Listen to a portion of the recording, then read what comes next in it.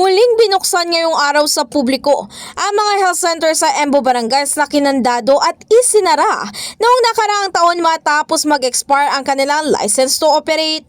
Bilang pagbabalik, sinimulan agad ngayong araw ang pagbabakuna dito nga sa mga bata na siyang ginawa naman ngayong umaga at ikalauna sa senior citizen naman sa hapon. Kabilang naman si Nanay Leslie sa mga magulang na sinamantala agad ang araw na ito para ipabakuna ang kanyang anak. Kailan yung nalaman na nagbukas na to ulit? Kahapon na nabasa ko na sa page ng I Love Taguig. Tapos kanina si Mayor.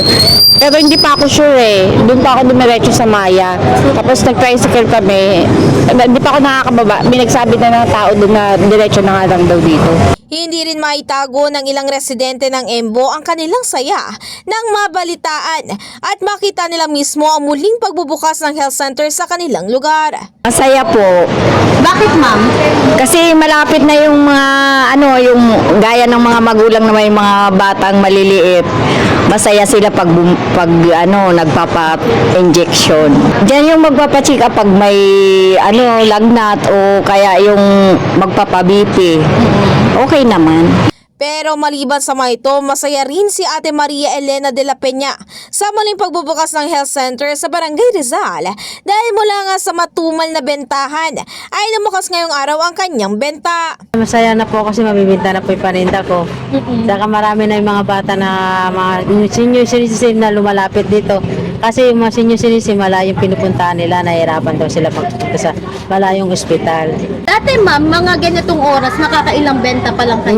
Nababa po, nasa isang lang po, nasa 800 lang po.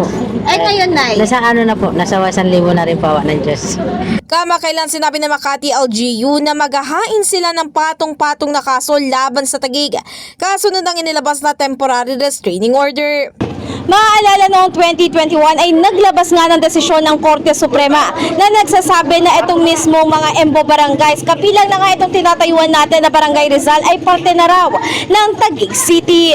In the heart of changing lives, ako si Brigada Ann Cortas ng 105.1 Brigada News FM Manila, The Music News Authority.